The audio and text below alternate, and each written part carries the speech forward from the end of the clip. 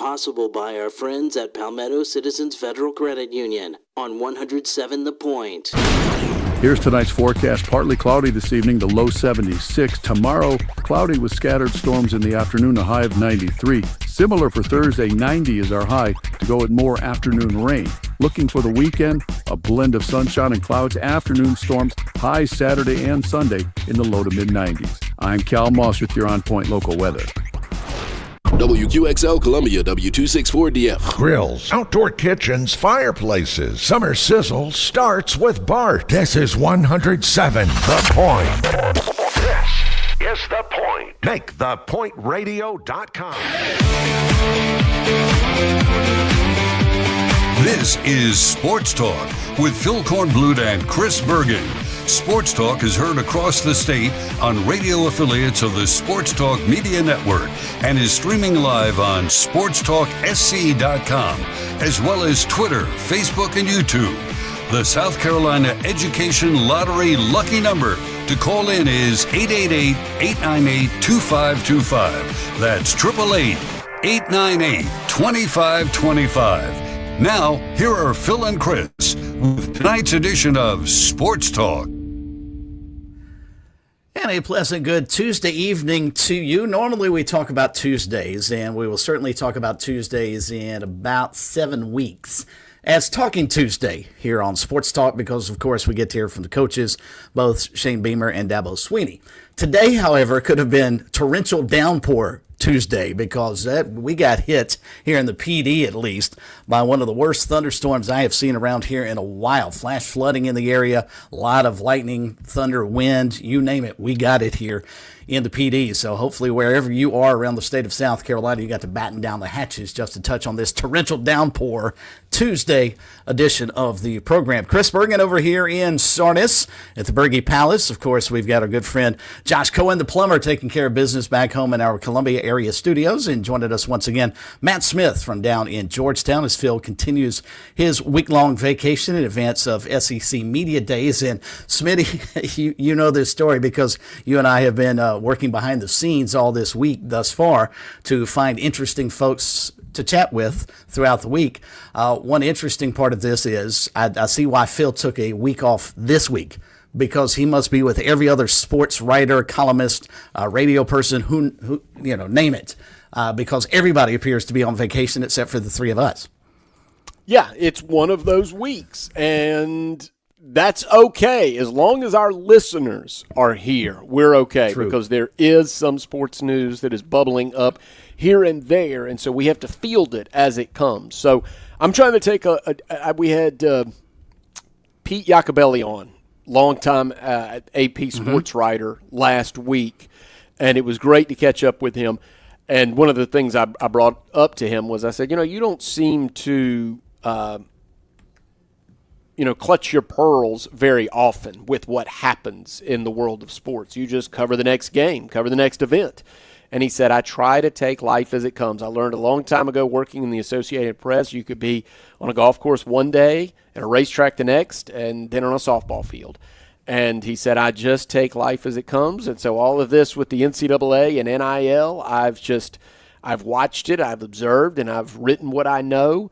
And I'm trying to do the same thing. Phil's on vacation. All of our guest ideas were on vacation. And we've had to call, like any guest that we've had has been on vacation. We just called them in. We just begged them, hey, come help us put this show on this week. But as long as the listeners are here, indeed, we're okay. We're fine. The only people that really matter in this whole scenario is our listeners, as you pointed out, and also Josh. Yep, the two of us really don't matter in this, because if Josh doesn't show up, none of this happens to begin with. So it's a truth in radio that Phil has lost. It shoots over his head, because he does not understand, with the amount of grief he gives Josh Cohen, that Josh Cohen with one button could erase Phil Kornblut from radio history. I could, and I've thought about it. It's. Especially this week when he's not even here, how would he know if the show is going on or not? If we just sent out a text saying, hey, a couple issues here in the station, we're not going to have a show this week. Just tell him. We'll just tell him that we skipped the recruiting report all week. Oh Just my didn't gosh. do it. I think as long as we came on for 15 minutes every night and just did the recruiting report, Phil wouldn't mind. And yes, and we do have. I've been giving the recruiting report, and of course, a lot of these are Thank you. are just notes from Phil Kornblut. I'm like the one of the replacement players in '87 that crossed the picket line. What's the recruiting report? What's the difference? Who's in the helmet, right? And Right. Phil Kornblut from his spiritual sabbatical. He broke away from the rest of the group. They were in those white robes, and he broke away from the group to make sure we knew that Steve Wiltfong, one of the lead Rivals analysts, has now projected Tamarian Watkins, the safety from Northwestern, is long considered a Gamecocks lean, is now being projected to Texas A&M. And Chris, you and Josh pointed out just before the show, this just happened with Bryce Perry Wright, who had long been a Clemson lean, and then was projected to Texas A&M at the last minute, last few days leading up to his announcement. And then sure enough, he did announce for Texas A&M, which led to some back and forth on Twitter. If everybody saw, Daquan Bowers tweeted that this is DLU, like defensive line U, not Texas A&M, which is what I think Bryce Perry Wright had said one of the reasons that he decided to pursue Texas A&M for his college career. But we don't know. Look, we don't know yet, but we don't know where Tamarian Watkins will choose to go. But what we do know is Steve Wiltfong hits at over 90% of these projections. When Wiltfong puts something out publicly, usually he's right, and he says Tamarian Watkins from Northwestern High School up in Rock Hill is going to take Texas A&M over the Gamecocks. So we'll just have to wait and see on that. Phil has a theory, and I think it's been proven time and time again, that guys like that, when they actually tweet out something, they know it. It's not a projection. It's fact in their mind. He does this with Paul Strelo all the time with regards to Clemson recruits. He says every time Paul Strelo says XYZ is going to commit to Clemson, within a day or so, they commit to Clemson. Because in Phil's mind, Strelo's got really, really good contacts at Clemson, and they tell him stuff in advance. So he can prepare his readers and be prepared for whomever they're bringing in, because if Strelo says it, you can take that to the bank. And I think it's similar here with Steve Wiltfong and some of these other guys who run some of the Rivals and all the other recruiting sites. When they post something, it's not a projection. In their mind and from their sources, it's fact. So my guess is this is already cut and dry done. And it would be fascinating to watch, because this is A&M, as you pointed out, Smitty, that has pulled two major targets away from Clemson and South Carolina within. Is there a commitment date I for don't have Tamarian it Watkins? I don't have it in front of me, but I'll bet I could find it if I dig a little bit. So I'll find out when he's going to announce. It's not really relevant, but the point is, within a matter of days or weeks, that A&M has been able to come in here and, according to 247 Sports, Bryce Perry Wright was one of the top defensive linemen in the country, and Clemson felt pretty good about him. A&M pulls him away.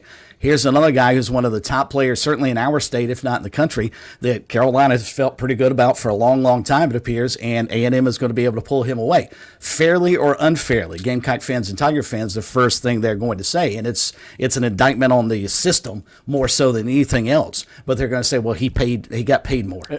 And we don't know. We don't know, but I can tell you that Tamarian, all we know is that Steve Wiltfong, who hits on 91% of these projections, has projected Tamarian Watkins to Texas A&M. The announcement for Watkins is set for July 14th. So we'll all know so next at week. That point. Yeah, they all know at that point, and I had that in my notes. So I didn't have my notes memorized, but it's in there. But it's fascinating, and this is where recruiting would go now. Is if your team loses somebody to another team who you believe is on the same plane as you, i.e. Texas A&M and South Carolina and Clemson, I'll feel like Clemson's probably, if you wanted to look and peel back the onion on the three programs, Clemson clearly is probably the best of the three. So when Texas A&M comes in and pulls a player away from Clemson, especially a defensive lineman who they feel pretty good about getting, immediately Tiger fans are going to say, well, we didn't want him because he's all about the money. And it's so funny, and you have to be really, really careful. And I don't want to sit here and lecture our listeners and fans, but you have to be extremely careful as a fan that you don't go out and spew all this kind of stuff on social media, because there's a really good possibility that Tamarian Watkins and also Bryce Perry Wright start their careers at Texas A&M, but don't necessarily finish their careers at Texas A&M. And you can get them back. And you really could. And you always have to watch out too. It's always I've said this to anybody as we've done shows like this over the years. Your guys can get arrested too, right? So you have to use the same measure. Everybody's players aren't acolyte boys. You have to watch out with what you say about these kids, because, as you said, if you think that all the kids that go to Texas A&M are just chasing the money, well, by signing day, both Clemson and South Carolina are going to bring in 25 signees. What are they chasing? And obviously you say, well, if you're going to Clemson, you're looking for this. You're going to South Carolina, it's that family atmosphere. And they said that Shane Beamer. The truth is we don't know. And money may be a factor, but it may not be the deciding factor. You see, there's also the balance. It could be a balance of multiple factors for all of these young men that are committing to South Carolina, Clemson, Texas A&M, Miami, and Georgia. It could be, money is a major factor for one, but not for another. And I just don't know that we're ever going to know for certain. If anybody wants to take that project on, good luck having them all tell the truth about what happens. But you just aren't going to know. But I will say this, let's put Tamarian Watkins and Bryce Perry Wright off to the side for a second. I do think we can all agree on this. Texas A&M has resources. They are have one of the wealthiest donor groups. We do know that. Now, I'm not talking about any specific kids. I'm just talking about the fact that Texas A&M, when they lose recruiting battles to Texas or LSU, the next thing that happened is they get on the phone and get some of that oil money back in. It's what they do. Well, and they've got a good coach too. They do. Let's be honest about the situation. It's not Mike Elko is an extremely good coach. I mean, guy won at Duke. He certainly went to Texas A&M, and obviously he's recruiting at an extremely high level. So, but I wanted to get that out of the way first. Smitty will have a full recruiting report coming up just after 6:30. Also on the program tonight, delve into a little NASCAR. Josh Harris said to Josh, not on vacation this week. We'll be on vacation next week, I think he said. But this week he'll join us to recap Shane Van Gisbergen's second win of the season, another road course victory for him. And, oh, by the way, they run in Sonoma this weekend. So we'll get some NASCAR talk with Josh coming up after 7:30. Also, in just a couple of moments, we'll talk some American Legion baseball as Chris Dorsey, our good friend, will drop by and give us our American Legion baseball update presented by the Big Red Box Dumpster Company. Your phone calls certainly welcome at 888-898-2525. We'll also get some text messages cleared away tonight at 803-900-4847. Chris, Smitty, and Josh, it's a Tuesday here on Sports Talk. Come join us, won't you, at 888-898.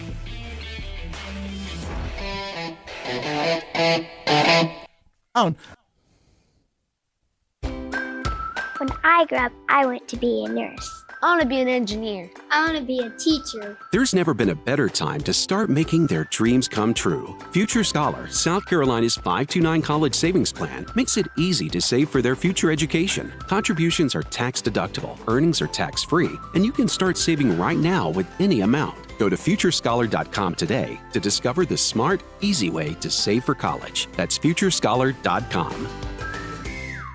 There's a lot of things we take for granted in our lives.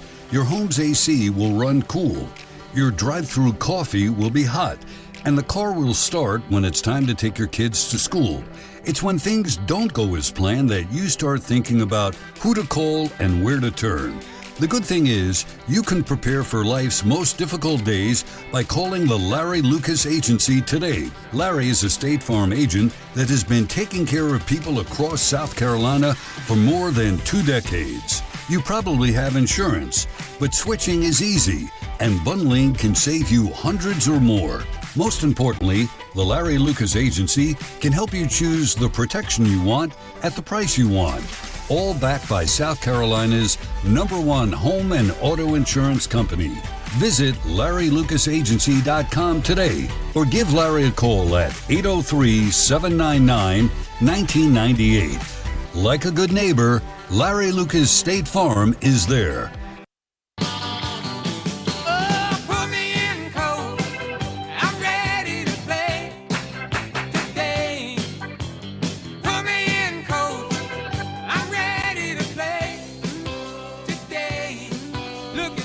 Back we are, Sports Talk, Tuesday night edition with Chris, Mitty, and Josh. And the last 4 digits of that phone number, 2525 888 2525. I was going right through it, could recite it like my own phone number, and then all of a sudden I forgot Dr. Rick's number. And that's a problem here on Sports Talk. Hence the 2525, a tribute to Dr. Rick. All right, we will talk some NASCAR a little bit later on in the program. But right now, Smitty, time to talk a little American Legion baseball. Absolutely. Coach Chris Dorsey joins us from Richland Post 215. He's going to let us in on what's happening with the 215 and all of the teams and the contenders as we close in on the playoffs now for American Legion baseball. Chris, welcome back to Sports Talk. And if memory serves, you guys have a series with Airport this week. Well, it's not Airport. They're called West Columbia. But it's made up of Airport players, Brooklyn KC players, White Knoll players, and some great collegiate guys. And let me tell you, we got last night was the opening night of the series, and we took one on the chin. A kid named last name Steele that played for P27 actually. So the way Legion works, if you live in the area where your post is, you can play there even if you play at a private school or a P27, one of those baseball factories. And he came out last night and was throwing in the low 90s and absolutely just dominated our hitters. We had 15 – they struck us out 15 times. He had 12 of them. And then they brought in a little guy named Hunter Epps, who I absolutely love. He's going to USC Union as a closer, and he's a short two-way player, shortstop. But they got a good team. It was, we have a little bit of a rivalry over there. We kind of got a rivalry with everybody in our division, but especially those guys. I grew up as a youngster playing ball over in KC West Columbia, so I got a little bit of my roots from down there. So I know how those guys can be, and I got a little bit of that in me too. So last night we play tomorrow night. We play a 3-game series, so hopefully tomorrow night we get the bats rolling. It was I came home last night a little bit depressed after 15 strikeouts. Well, and as you said, that can happen every now and then. You run into a buzzsaw. A good pitcher has a good night. What does that mean for where you guys are, 2-1-5, and then the other teams competing for playoff spots here at the end of the season? Yeah, so I'll take you through the divisions. So right now, we've got in our division, West Columbia is in first place at 7-2. We're 6-2. Lexington 7-3. Chapin Newberry is 1-7. Winsboro is 1-8. And we've got 5 more games left to play. 4 more games left to play. Excuse me. So we still have a chance to win the division. The top 3 teams in each division make the playoffs. So mathematically, all 3 of us, West Columbia, Richland, and Lexington, are in the playoffs from our division. And really, the playoffs are a whole different season. So really, you just want to get in the playoffs and start getting hot. One of the things about Legion is, it's a little bit more flexible than most things. We have a lot of guys traveling. We've got guys, some teams have guys playing travel ball. So we kind of have to get everybody raring to go you want to make the playoffs and then get your whole team there, and then you want to lock in. So that's the goal there. That's our division. But as far as the League One is, Somerville, Somerville is kind of a relatively new team. Somerville post 21, and they play with Moncks Corner, Orangeburg post 4, and Walterboro, and they're running away with that division. They're 8-0 in that division right now, and they look like a really good team. They've only given up in 8. They're averaging about 10 runs a game, so they're doing really well. Moncks Corner's in second, Orangeburg's in third, and Walterboro's in fourth place in that division. The one of the best divisions in the league is League 2 with Florence post 1. They're 7-2. Sumter post 15 is 5-3. Horry Legion Baseball is 2-4, and Manning Santee is 2-7. Florence and Sumter had some really good games last week. Sumter Florence beat them 2 out of 3, but they were all really good games. Going down to League 4, which is Camden leading. They were the state champions last year. Those guys draw from Blythewood, Lugoff, Elgin, and Camden and Spring Valley. So they've got a really good draw, and they've got a lot of tradition and history and very well supported. The Camden Post 17ers, they're 6-1. Rock Hill won a state championship a couple of years ago. They're in second place. Fort Mills 4-4, and Lancaster is in last place. So it's going to be Camden, Rock Hill, and Fort Mill making the playoffs out of that division. Then you go down to League 5. That's Inman. Inman has always got a really good team. They've got a very older gentleman that's been a manager there for 40 years. Does a great job and injects some youthful coaches. They do really well. Then Chesney. That would be Steve Skinner, by the way. I played for Coach Skinner myself, so I can. He loves to call for the bunt. Watch out for the bunt if you run into them in the playoffs. Yes, sir. You find a lot of that going on. There's you got to play some small ball, especially once the playoffs start. I probably should start playing a little bit more, but what I like to do is I really like to find out who my hitters are and give them every opportunity during the regular season. As long as you're in the playoffs, you want to see who can hit and who can't, because if you, like I always tell you guys on this show, if you can hit Legion pitching, you can hit. I mean, you're a legitimate, hitter. So I don't play a ton of small ball. But so we got Chesney in second place in that division, and Buffalo post 87, and Greer post 115, and Spartanburg. Kind of surprised that Greer's down in the bottom half. They might not make the playoffs in that. They're going to have to get hot. And Spartanburg is 1-8, which is very surprising because they usually have a really good team. I'll round that off, guys, with the League 6. The Greenville Post 3 that we had the article that was written about them last week, they're in first place, battling it out with Easley Post 52. Easley's got a young, hungry, energetic coach. He's done a great job of revitalizing that Easley Post. He's been there about 4 years like myself. Greenwood's always good. They're 5-4 in that conference. And then Anderson and Golden Strip. Golden Strip is basically Lawrence and Hillcrest and those schools right there. So there's a lot of teams on the bubble heading into this last week. And remember, guys, all the rain earlier in the season pushed us back. So next week will be makeup games, and there's going to be that next week's going to have those are going to be some big makeup games, because a lot of guys are going to be, going for that first place win, of the division, and some of them are going to be trying to make the playoffs. So really, we're closing this thing out and getting ready for the playoffs in the next 2 weeks. Talking American Legion Baseball, good friend Chris Dorsey dropping by for his visit, brought to you by our good friends over at the Big Red Box Dumpster Company. Much like Sports Talk, Big Red Box dumpsters cover the state. Containers have convenient swinging doors on the back for easy loading. Make your dumpster rental simple by calling Big Red Box at 803-783-6834. And Chris, a couple of minutes left. I wanted to follow up on your point about the Greenville team, the Post 3.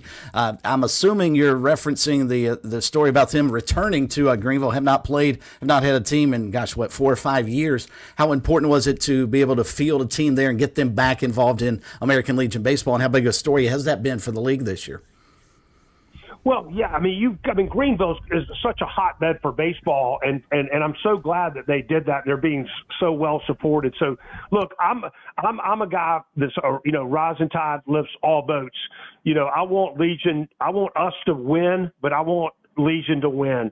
So, we want to have those teams, the historically good programs. We want them doing well. Guys, real quick, I know we're running out of time.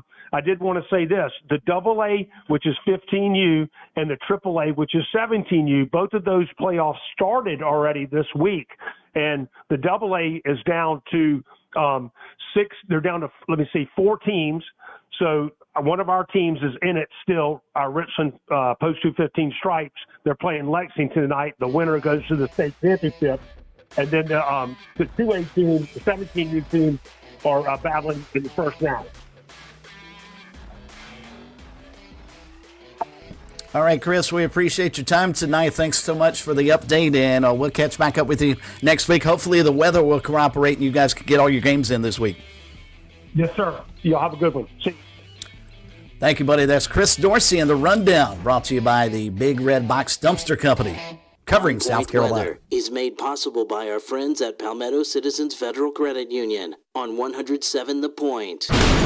Here's tonight's forecast. Partly cloudy this evening, the low 76. Tomorrow, cloudy with scattered storms in the afternoon, a high of 93. Similar for Thursday, 90 is our high, to go with more afternoon rain. Looking for the weekend, a blend of sunshine and clouds, afternoon storms, highs Saturday and Sunday in the low to mid-90s. I'm Cal Moss with your On Point local weather.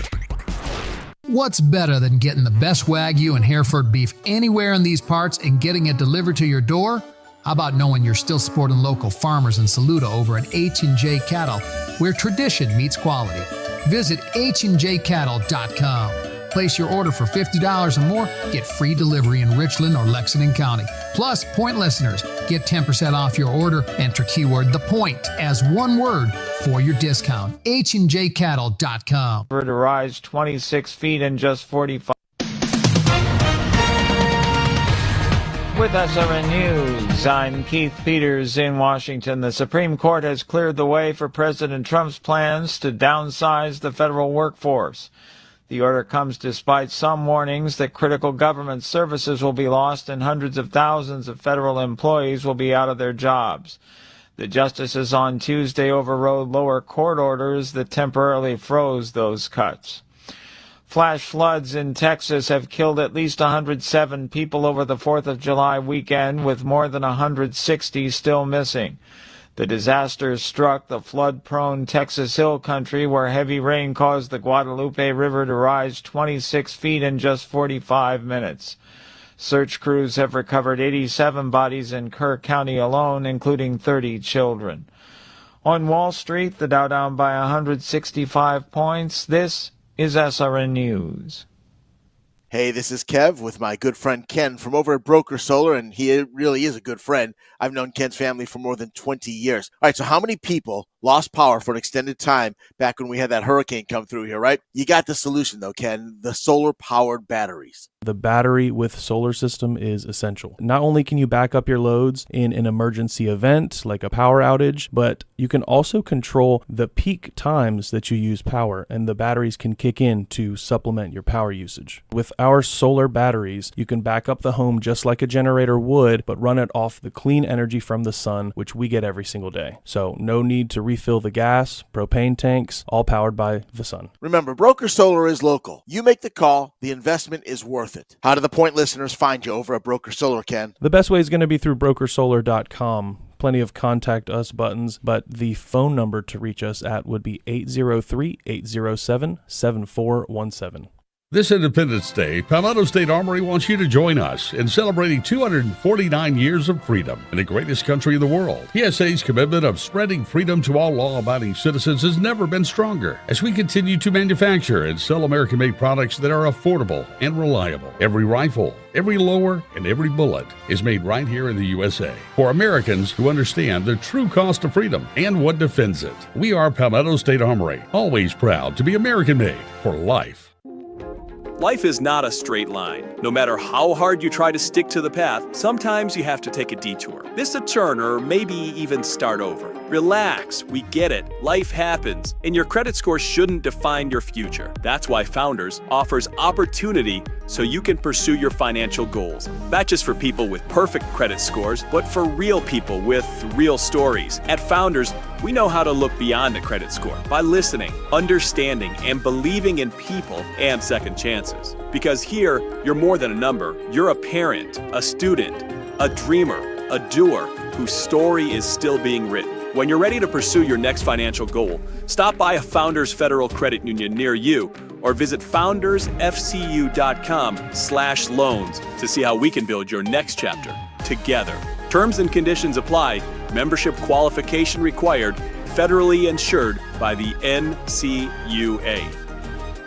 Escape the hustle and bustle of everyday life with Spa MD, your sanctuary of rejuvenation. Feel the tension melt away as our expert team guides you through your customized wellness journey. From soothing massages to revitalizing treatments, we promise a remarkable experience that leaves you feeling renewed and empowered. Discover the calm within every visit. Reach out at 251-9400 or online at visitspamd.com to explore your options. Your oasis of tranquility awaits. She said, give me 6 packs of Brooks and Dunn. If you want a country girl, you just found one. Let's slip away. Yeah, any Chevrolet. Major League Baseball All-Star Game is, of course, next week. We'll have the amateur draft coming up as well, but there's some great series happening around Major League Baseball before the All-Star break, and you can head over to UnderdogFantasy.com right now and play higher or lower entries on such things as Kornblut's Man Crush Aaron Judge. Will he homer against the Mariners tonight? Total bases for Juan Soto as the Mets visit Camden Yards, and if the red-hot Eli De La Cruz, it's Ellie De La Cruz, isn't it, Smitty? Yes, how you pronounce his first name? Ellie De La Cruz. Will register an extra base hit. All you have to do is visit UnderdogFantasy.com and register with promo code SportsTalkBonus to claim your free pick and first-time deposit. Offer up to $1,000 in bonus cash. And again, remember, the only way to claim your free pick and bonus cash is by using the promo code SportsTalkBonus. Must be 18 or older, 19 and older in Alabama and Nebraska, 19 and older in Colorado for some games, 21 and up in Massachusetts and Arizona, and present in a state where Underdog Fantasy operates. Terms apply. Void in Colorado. And if you're concerned with your play, please call 1-800-GAMBLER or visit ncpgambling.org. All right, 888-898-2525. Big thank you to Chris Dorsey, a font of knowledge on American Legion Baseball, and you can tell how proud he is of that entire league. Live every Tuesday here on the program, brought to you by the Big Red Box Dumpster Company. And Smitty, my indoctrination into American Legion Baseball here in South Carolina has been over here in the PD with Florence Post 1, and I didn't have enough time tonight. I was going to ask Chris if this is unique to Derek Urquhart's team over here or if a lot of the other teams do it, but the tail end of June, they hosted a tournament with teams from like Minnesota. They came from the upper Midwest and all over the country to come play against Florence Post 1 and participate in the tournament. And they also competed in a tournament in Hartsville to, I guess, get non-conference games, if you will, because they were obviously non-South Carolina Legion games. And as good as Florence Post 1 is, I'm just curious if Derek Urquhart looks at that as another opportunity to challenge his team, maybe more so than just playing the Legion schedule that he gets every year. Yeah, I'll tell you one thing that has changed, and we can bring this up with Chris next week. I don't know the particulars, but all these Legion teams also play like some non-Legion games. I don't know that they all do, but I saw a lot of those games popping up when I looked at the scores earlier in the season. So, as a matter of fact, there was on scalb.org, which is a website we should always give, where there's a lot of information. Website. About the South Carolina American Legion Baseball. But when I was glancing at that, just as the season was getting rolling, there was a spot there for, hey, if you need more games, contact this number or reach out to so-and-so. And so it's as American Legion has ebbed and flowed in popularity, and now it's back it's sprouted again in South Carolina. So glad that it has. But it's also changed and morphed a little bit. And you don't just play American Legion competition. I did. I was just, as Chris brought up, Inman Post 45. Jim Everhart was in the dugout back then. He's since passed, and he was the athletic officer there. And Steve Skinner was my head coach, who's still doing it there for Inman. And then it was a unique atmosphere. Everybody from the town came out and watched, and we just played American Legion games. And then it kind of went quiet for a bit. And as you said, in Greenville, a lot of the Post went through that, lost their teams, lost funding, and now that it's back, I love seeing this, and we will ask Chris about it next week, just how it's changed, because I saw so many, as you said, so many tournaments. Now, I do think Post 1 and Derek Urquhart are unique because he's got a stranglehold on some talent there, and they are awesome, and everybody says so. They are great at, ever since that relaunched and what he's managed to do. So I do think that's unique, but I've gone a long way to say I think a lot of teams strive to do this, and maybe they saw what Derek Urquhart was doing, and they've looked at outside competition. It makes them better for their Legion games, in-league games. So every Tuesday at 6:15, we've got the rundown on American Legion Baseball. You be sure and tune in when Chris Dorsey joins us, brought to you by the Big Red Box Dumpster Company. 888-898-2525. If you'd like to join us this evening, we'll talk some NASCAR racing just after 7:30 with Josh Harris, president of Darlington Raceway, as we inch almost to, we're running less than 2 months away from the Southern 500 and the kickoff of the NASCAR playoffs, so it's getting here in a hurry. We'll talk about Darlington in just a little bit, but wanted to hit on some other news notes aside from the big recruiting story that we kicked off the program with. The National Federation of High Schools announced today that they're going to have, beginning in the 2027 season, a double first base. You've seen this in college baseball. I'll be fascinated to see if it ever trickles up to Major League Baseball, but you certainly see it. The double bag now is going to be required in high school baseball to minimize the risk of collisions by runners and fielders. Smitty, you are a former baseball player at both the high school and collegiate level, Legion level as well. Good idea, bad idea, or no big deal? I think it is a big deal, and I've come around on this. When I first saw it, I first saw it in softball. And I thought, no, what gimmick is this? What have they done here? Is it an orange base or a green base? And then as you see it play out, you realize, this makes all the sense in the world. We've seen first basemen. I can tell you, I hate to be hate to reveal all this tunnel vision, but I remember Max Muncy playing first base for the Dodgers about 5 years ago, and he final 2 games of the regular season had a collision at first base, broke his arm, and was out for the playoffs. And to do this, it makes sense. All you've done is you've made first base. There's 2 bases, but you've made it bigger. And when you actually see it play out the way we have in college baseball, you say to yourself, this actually makes a lot of sense. And why didn't we think of this earlier? And, of course, softball did, and they deserve all the credit for doing this. And now that it's come to high school, but that's where it makes the most sense is high school baseball. You don't want any of these kids. You may have somebody who's playing first base that doesn't play first base that often in high school baseball, and they put their right foot on the middle of the base. Well, guess where the runner is heading? And that runner's got his head down and is trying to leg a 3-hopper out to short and is not thinking about a collision. And to make the 2 bases, it makes all the sense in the world. I can't believe it took us this long. It's like putting wheels on a suitcase. We put a man on the moon before we put wheels on a suitcase. This is one of those ideas in baseball that I didn't like initially, but it's like wheels on a suitcase. It's like, how did we not do this 100 years ago? I have never considered that, but that is so true. Yeah. Man was on the moon before they started selling suitcases. Yeah. Before he could drag his suitcase behind him. That's right. He had to carry his suitcase to NASA on his back. He's schlepping it on his back. No one thought to put wheels on it. But he can hop on the moon. And then they put him in a rocket and sent him to the moon. That's right. Oh, that's great. Congratulations to a good friend of this program. That's Todd Knight up at Newberry College, the winningest coach in Newberry history. And according to them, he's here to stay. The school announcing earlier today they've extended his contract through the 2031 season. And I think well-deserved. He has done a fabulous job up at Newberry. Really cool dude.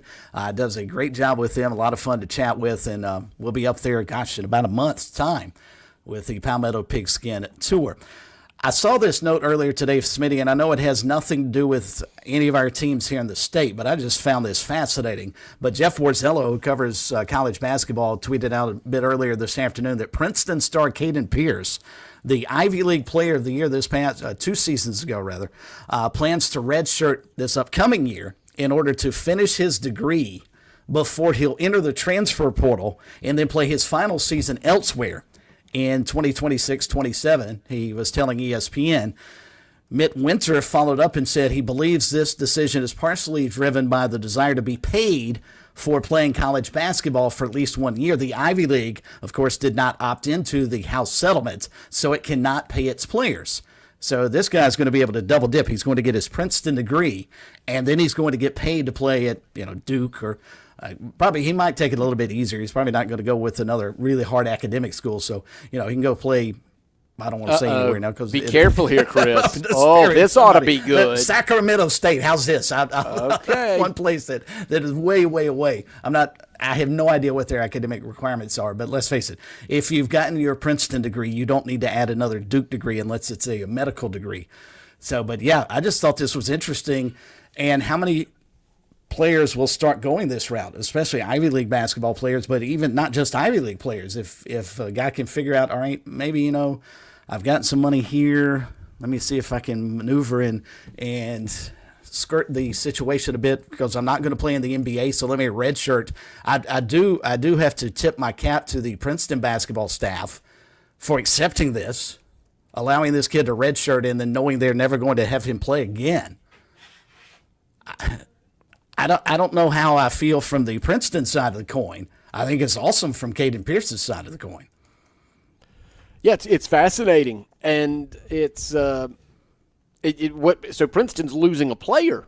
In short, they're losing a player because they don't want to participate in the pay for play, and you can't blame them. This goes back to something Scott Hamilton, the columnist for the Post and Courier, spoke with us about, and I know that we've had the money coach, Fran Halloran, on with us to discuss this as well. And what they've said in short is if you can't settle this in court, then the schools are going to make their own decisions. And over time, the Princetons, the Stanfords, the Northwesterns that are academic first schools, they have decisions to make.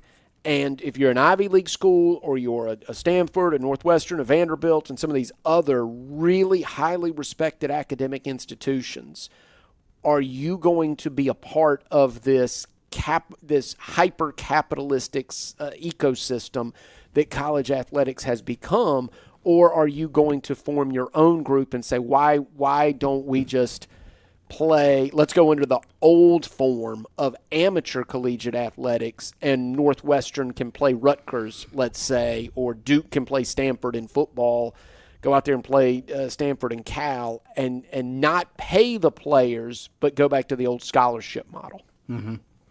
Which is basically what the Ivy League has decided they're going to do. They look at it, you're getting a scholarship to play basketball, but you're also getting a fine, and underline the word fine, education. They feel like a Harvard degree or a Princeton degree or a Yale degree is plenty. I can't argue that point. No, of course not. I think that point. So it's priorities. Look, I'm not going to look down my nose at anyone, or I'm not going to say, because you don't know what a kid's situation is at home, what his background is. Look, Roger Staubach went to the Navy, right? He had to serve. David Robinson had to do a little bit of time. Mm-hmm. Dale Murphy went on a religious sabbatical with the Mormon Church after he played at BYU before he took on his major league career. I can't remember the specifics to all these people, but the point being that they were trying to do, their particular situation was different than the average person. And I think for some, Ivy League and a different way of doing business is for them. And I celebrate that, and I'm happy for it. And I also celebrate those that say, hey, no, we need to get paid to play because Texas and Texas A&M and LSU and Alabama and Georgia and Clemson and South Carolina, Florida and Georgia, they're going to make a lot of money on our backs in 4 years, so we need to have some of that come to my family. So I have no problem with either one of those situations. Agreed. I just think it's interesting that I think in 5-10 years maybe that Northwestern, Stanford, Duke, Vanderbilt, and some others are the really interesting studies because right now they're members of conferences that are in that hyper-capitalistic ecosystem. I don't see how they keep up. I don't see how they keep their academic mission alive in that ecosystem long term. That's what I don't know how that works. Harvard does not have to worry about losing ground to Yale because they're all going to be on that same plane. But you're right. How much ground is Vanderbilt going to lose to Alabama? I mean, it's as wide as the ocean in terms of what the funding will be and how much money those programs will pump into the different teams that they have on campus. Speaking of the Alabamas of the world, the SEC getting ready for next week's SEC Media Days. And, of course, Corn will be down there all week long in Atlanta. We'll have wall-to-wall coverage for you here on the show, also online and via our social media pages as well. South Carolina, I guess, I don't know if the SEC, because the SEC announced this today, so I don't know if the SEC says we want X, Y, and Z from your team, or the Gamecocks said, no, we're sending defensive tackle Nick Barrett, we're sending DQ Smith, the senior safety, and, of course, we're sending the face of our program and quarterback Lenore Sellers, but they'll be the three players who will join head coach Shane Beamer next Monday when the Gamecocks are up first on the dais. They'll be up there with LSU, Ole Miss, and Vanderbilt. Find it fascinating that all three of those teams are on Carolina's schedule this upcoming year. So I don't know how much recruiting you can do during talking season, scouting you can do during talking season, but Shane Beamer will at least get a look at three of the coaches who are going to be opposite him this coming fall. Yeah, I guess he will. And, of course, we'll be there. Phil Kornblut's going to be there at that event for us, so he'll give you all the juicy details. All right, and one other piece. Yeah, he'll be down there all next week. And one other football-related story, and then we'll hit the break, and Smitty's got another juicy recruiting report for you coming up in a couple of moments. Big 12 having some of its media visits here the next couple of days, and Brett Yormark of the Big 12 said the reason the league scrapped its preseason conference media poll, if you heard they're not having a media poll this year, which I applaud them for because I think preseason polls are about as ridiculous as anything we do in sports. But he said the reason they are not having one this year, at least according to him, is because Arizona State was picked 16th last year, and that hurt them throughout the season. It's a perception thing. League says this was a football-only decision. All right, fair enough if that's what you believe. But, Smitty, I have to question this. How did it hurt an Arizona State team to be picked last in the league when they finished 11-3 and earned a bye in the college football playoffs, ultimately lost in double overtime in the CFP quarterfinals to Texas? I'm struggling to find where Arizona State was hampered one iota by being picked dead last in their league in the preseason poll. No, I don't think Arizona State was, but I'll make the argument that maybe it hurts the league itself. Because if Arizona State were considered a superpower, let's say everyone agreed, they're the best, then the other teams, maybe a rising tide lifts all boats. And instead it looked like, Arizona State, they'd be fifth place in the ACC. You can't give that team a bye. And I think it may have hurt the other teams because I think the Big 12 only got one bid in there. But look, truthfully, here's what hurts the Big 12. It's not our fault. It's not your fault. It's not my fault. It's not those listening to this show. It's not our fault. Texas and Oklahoma left that league, and that's what happened to that league's perception. Exactly. I don't care how good the teams get. You lost your big dogs, the ones you, from that part of the country, always told us were the superpowers, the super heavyweights. I didn't say that. You said that. So when they left and went to the SEC, you have a perception problem because you told us those were the two best programs. And And now you're left with Arizona State. You got a perception issue. And I don't know that Cincinnati really fills the void left by Texas and OU either. Certainly in football, it doesn't. Are you in the market for an auto loan? Move now. Get an auto loan from Founders Federal Credit Union now through October 31st, and you'll be entered to win up to $25,000 toward your qualifying auto loan and a $5,000 deposit into your Loyalty Select account. Loyalty Select is our highest yield savings account. Leave it there to grow or transfer it out to spend. And the best part? We'll be choosing monthly winners. So the earlier you get your auto loan, the more chances you have to win. So don't wait. Visit foundersfcu.com/auto to learn more or begin your auto loan application today. Not a Founders member yet? Visit us online or stop by an office to learn more about Founders and see if you qualify for membership. We have the financial tools you'll need and the personalized service you deserve. Relax, you're with Founders. Terms and conditions apply. Membership qualification required. Traveling can be the worst, especially when you can't find your favorite show. Well, don't worry. We've got the perfect way to keep up with everything happening in the Palmetto State when you're away from home. Just pull up the Chief Sports app on your mobile device, and you can listen live to Sports Talk. All right, welcome in, everybody. Sports Talk Media Network. So the next time you can't find us on one of our great radio affiliates, just log on to the Chief Sports app, the best way to stay connected with the Sports Talk Media Network. You've put in the work for your education. The extra early, extra late, extra work. That's because you understand education opens doors to better pay, better opportunities, and a better you. Being educated about playing the lottery is no different. It helps you be a better player, one who knows when to play and when to take a rain check. The lottery's a game, so let's keep it fun. Learn more at sceducationlottery.com/betteryou. The Sports Talk Recruiting Report is sponsored by Seawell's Catering.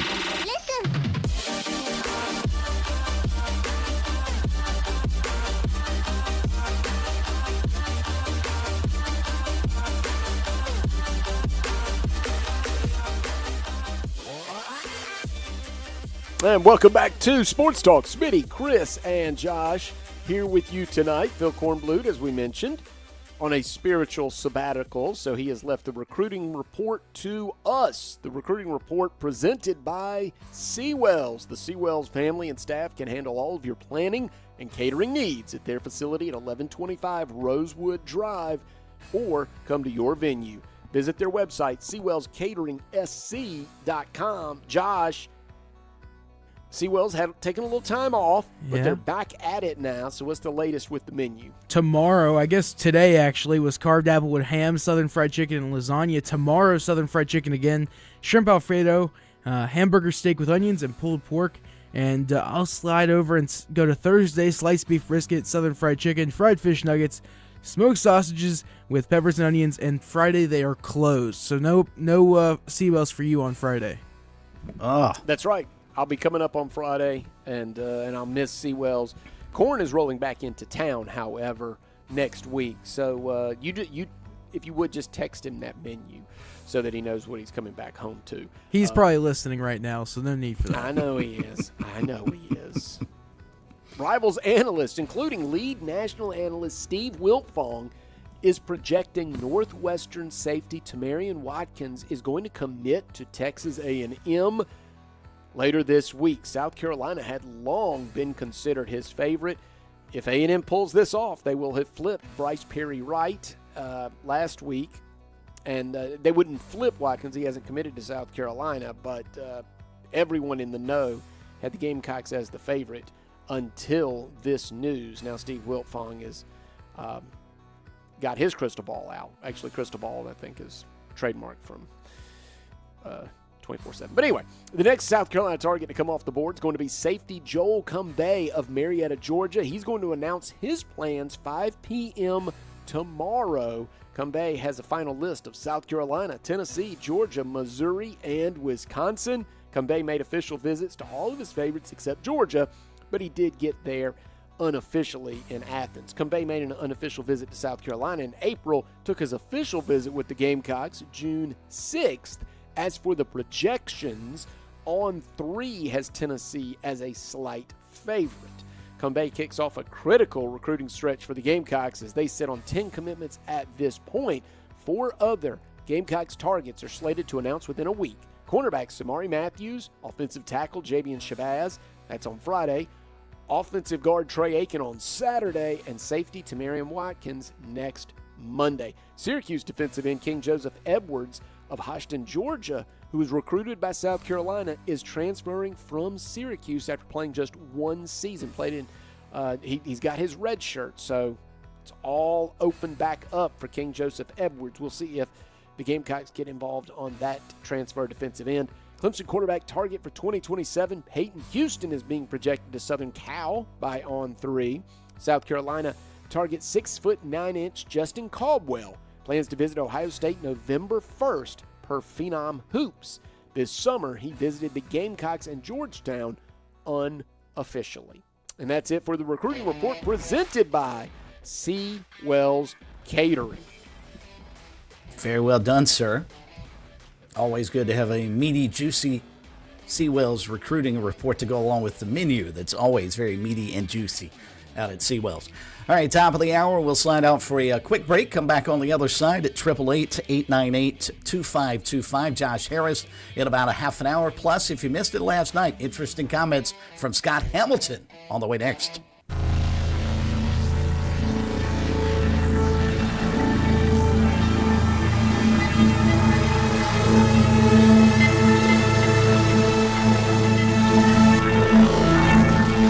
WQXL Columbia, W264DF. Grills, outdoor kitchens, fireplaces. Summer sizzle starts with Bart. This is 107 The Point.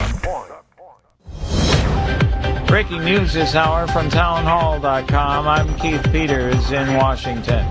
10 people have been charged after a shooting at a Texas immigration detention center. Acting U.S. Attorney Nancy Larson says the group, dressed in black military-style clothing, staged what she calls a planned ambush. A local police official was shot in the neck and is recovering. Larson says the group used fireworks to lure ICE personnel outside the center in Alvarado, where they opened fire. Weapons, body armor, and anti-ICE materials were found at the scene. Some suspects were arrested nearby. They were armed and wearing tactical gear. I'm Julie Walker. President Trump is defending his timetable for imposing global tariffs. White House correspondent Greg Clugston reports. After announcing sweeping tariffs in early April, the president issued a 90-day pause. That extension expires this week, and now the tariffs will take effect next month. August 1st, they pay, and everybody pays. Everybody has to pay, and the incentive is that they have the right to deal in the United States. He also told a cabinet meeting of plans to place a 50% tariff on copper and steep taxes on pharmaceutical drugs, as high as 200%. Greg Clugston, Washington. The Supreme Court has cleared the way for President Trump's plans to downsize the federal workforce. The order comes despite warnings that critical services could be missed.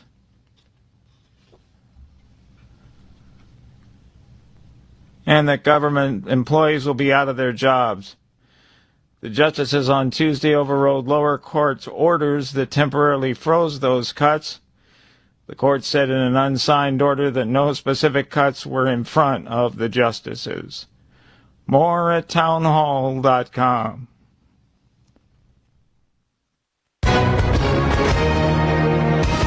Hi, everyone. If you've been injured in an accident that was not your fault, listen up. We have legal professionals standing by to answer your questions for free. Call now and find out if you have a case and how much it's potentially worth. Call 800-504-8790.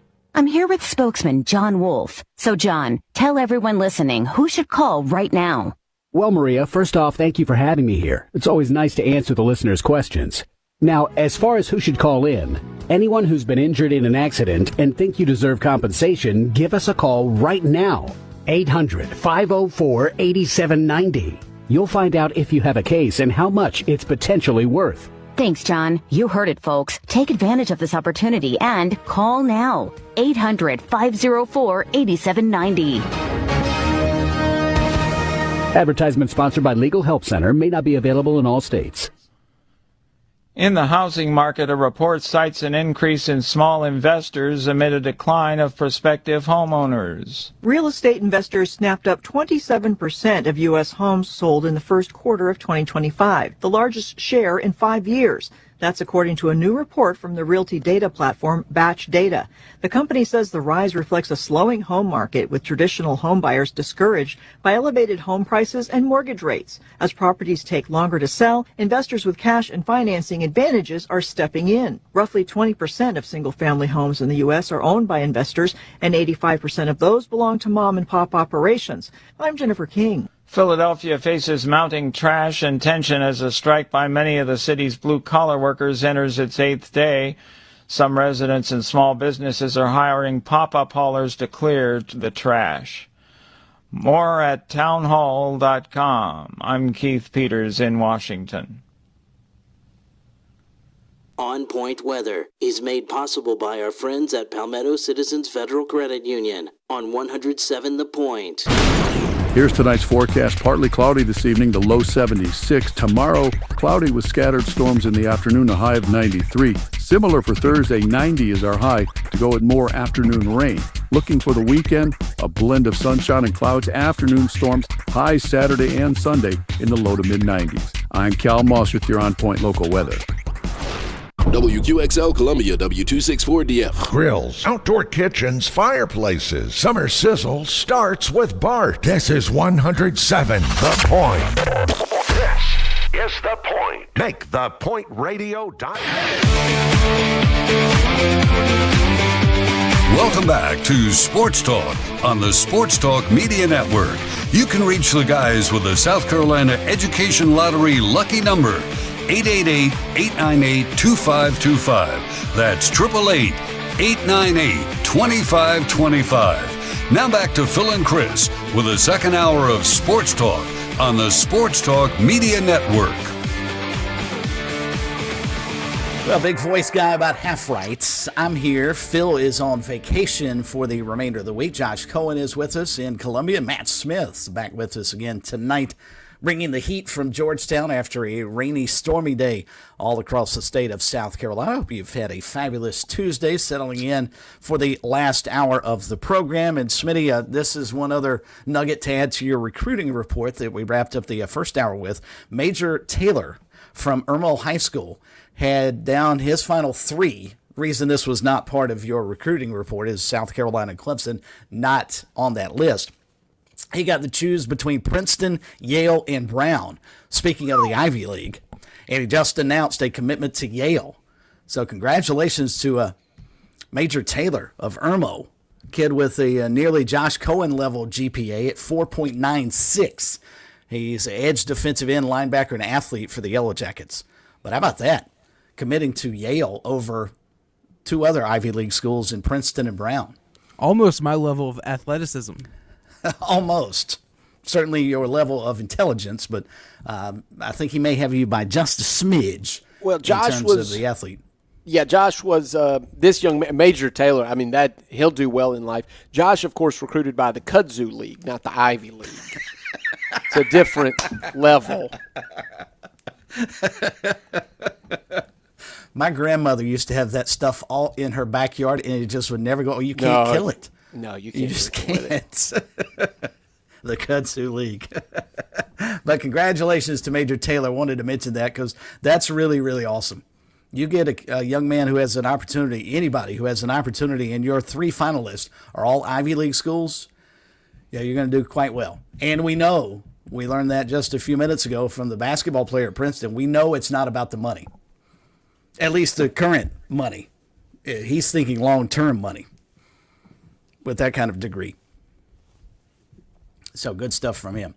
All right, 888-898-2525 if you'd like to join us. We get some text messages cleared out of the box here in just a couple of moments. Josh Harris set to join us after 7:30. And in case you weren't with us last evening, we chatted with Scott Hamilton of the Charleston Post and Courier, and he basically pronounced the Atlantic Coast Conference on Life Supports. We'll let you hear a little bit of what he had to say coming up in a bit, but right now we head to the phones to visit with you as we say hello to Keith over in Camden, who had an opportunity, I'm sure, to go to one of the Ivy League schools when he was coming out of high school. Keith, how are you on this Tuesday? I am doing great. No, they were not on my list. Join the club, my friend. Join the club. Yeah, I was just tickled to death to drag into Columbia. Look, and last night the gentleman that y'all had the interview with from Charleston, what a personality! I really enjoyed that segment. I'm glad. Yeah, it was real good. Quickly, and then I'll get off the phone.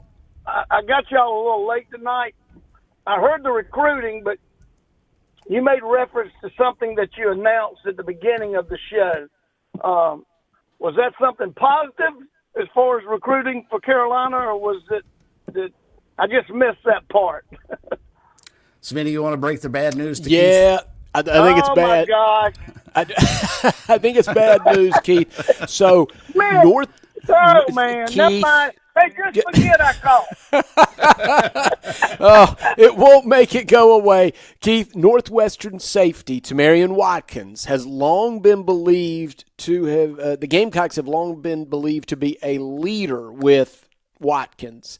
But Steve Wiltfong from Rivals projects him now to Texas A&M. And Steve Wiltfong, when he's been doing this, he must have inside information because he's been hitting about 9 out of 10 on these. So we'll see how it plays out. Watkins will announce July 14th, but that news did come out, and it's at SportsTalkSC.com. Yeah. Well, the only thing I got to say about that is it's hard to trump oil money. No pun intended. Y'all have a good evening. Thanks, Keith. We appreciate it. 888-898-2525. And as we pointed out earlier, too, this is an A&M. If Tamarian actually does commit to the Aggies, he'd be the second high-profile South Carolina recruit. I'm not using the university. I'm talking about in the state. Also, Clemson lost a big-time defensive line recruit to the Aggies over the weekend. So, I mean, whatever Texas A&M is doing, and Keith may have hit the nail squarely on the head with the oil money, it's clearly working for Mike Elko and company. Yeah, and it's again we don't know. We don't know, so we shouldn't speculate. And we never will. But we do.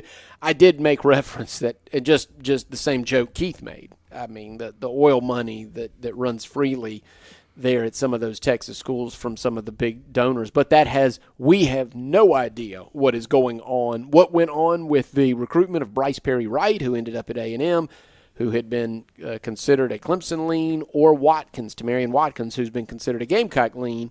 Now we're getting reports that it's going to be Texas A&M next week. But you know what? It's not over. We don't know what's going to happen until the announcement comes on July 14th. We'll all find out together then. And that is a perfect lead in to this week's poll question, which is up on our Twitter page at FC Sports Now and also up on the website at SportsTalkSC.com, presented, as always, by Larry Lucas Insurance. You can call Larry at 803-799-1998 for all of your insurance needs. And the question this week coincides with this discussion. Does the public have the right to know the details of revenue sharing / pay-for-play deals between schools and athletes? Pretty simple answer, either yes or no. May be difficult to discern where you're leaning, but simple answer once you decide that, whether it's yes or no. Right now, 78% of the respondees saying yes. And I think the one thing it would do, Smitty, and I don't care how much money any of the players make, but I think what it would do is it would give fans who are upset if they lost a player that they felt like they were going to get to their school, maybe it would give them a little clarification as to why, if it is money-driven. And again, we're painting with an awfully big brush if we're saying every high school athlete that's being recruited out there, the only thing he or she thinks about is money. I think that's very unfair. But it's the recruiting game, and that's how it's played now. But I think it would at least give us clarity if, well, Texas A&M is paying, I hate to use Tamarian, is it Walker? Watkins. I'm sorry. Tamarian Watkins, I hate to use him as an example, but he's the one we're talking about tonight. If money was the issue, and Texas A&M paid him $5 million. Let's just throw some outrageous figure out there.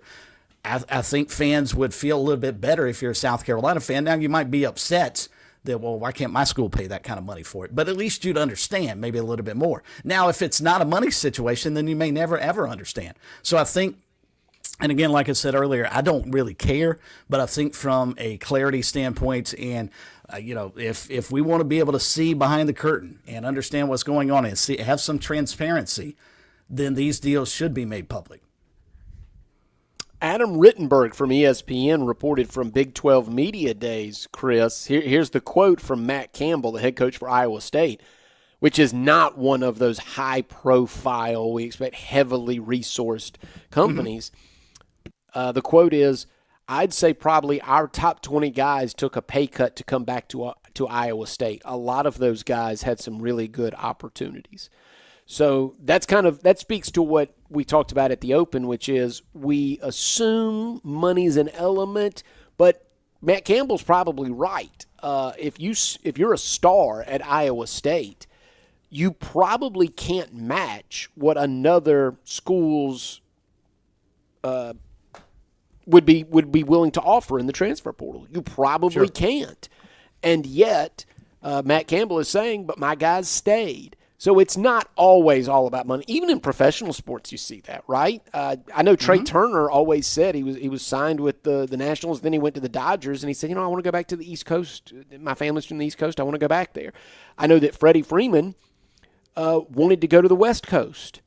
So Freddie Freeman didn't necessarily, but see, they're all doing so well that it gets lost in the shuffle. But I just am telling you that it's not always 100% about the money, even in professional sports. So collegiately, obviously, it's not either because, hey, anybody that's been to college, you know what a big decision that is. And if you just go to the highest bidder all the time, good luck to you. You could be in Wisconsin for all I know, and you could be in the state of Washington.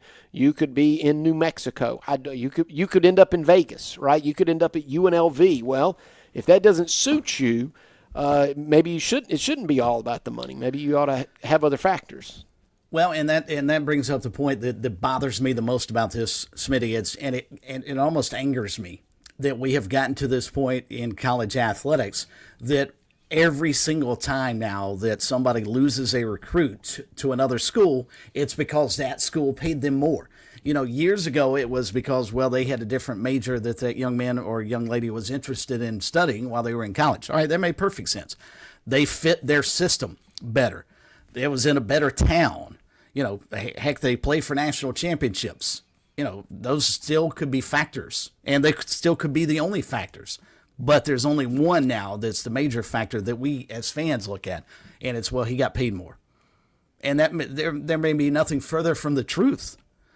But since we don't know, this is where our cynical minds as a sports society go. We just determine that a high school kid looking at the possibility of making seven figures his freshman, sophomore, and junior year before getting into the pros, that's the only reason he selected Texas A&M, or she wanted to go to Texas Tech, or whatever the case may be. And we don't know. For years, you heard facilities. So they were, exactly. Oregon was putting in a barber shop or a hot tub. Well, remember when Dabo World was built at Clemson? It was going to revolutionize recruiting at Clemson, and it may have. But then they caught up. Then others caught up. Exactly. Now everybody has one. Crazy stuff.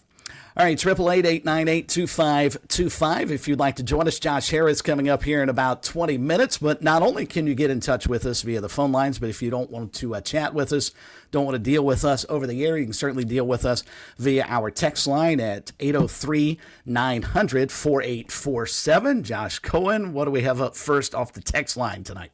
First from Terry in Johnsonville, why don't USC and Coastal schedule each other in baseball? Terry, I've been wondering that question for years. It is a tremendous question, and I have no good answer. We've asked Gary Gilmore about it. He has no good answer when he was the head coach. They would love to play. I'm guessing Paul Maneri, if somebody asks him about it, he's going to tell you, suit me. I mean, we have 3 national championships at the Division I level in our state. The 2 teams that won them don't play. Smitty, it's almost it's almost mind-numbing that Coastal and South Carolina don't play in baseball. And this goes back to when, Chris? So does this predate? Oh my gosh. So, I mean, since Coastal became a Division I school, have they played? Now, they've played in the NCAA tournament. Right. Because they can't not play then. They're forced to play. Now, in terms of regular season scheduling, I'd have to go back and check when the last time they played. But I can't remember a season over the last 2-3 decades, I don't think, when they've played. During the regular season. I can go back to, I'll take you back to it personally. I was standing on the field at Wofford after South Carolina had played Wofford years ago, with a microphone in front of Ray Tanner's face, and we asked him, you came here. You're an awfully big team to come here to Wofford, and it happens from time to time. I know South Carolina goes to the Citadel, et cetera, and plays at Riley Park. And Ray Tanner said that night, hey, we're a flagship program. We're the flagship program of the state of South Carolina. It's our duty to take this program around the state.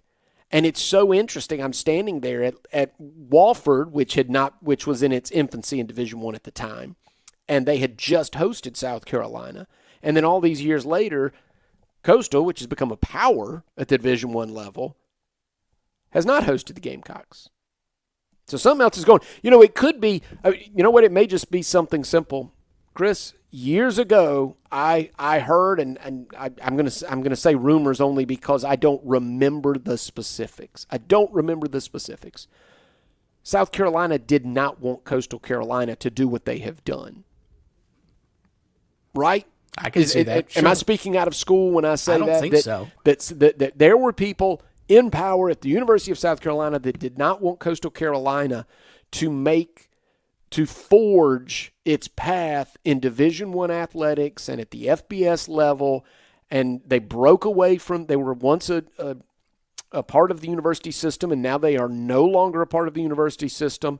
And they said, well, we're going to put resources behind athletics. And so whatever schism that created, that may go beyond athletics. That may have to do with people that have multiple degrees and multiple letters by their name that had problems with each other some years ago. It's funny, it's baseball specific. And by the way, they the play last football, time, right? Yeah. yeah, exactly. The last time those two played, and I was surprised it has been as recent as it has, it was during the 2016 season.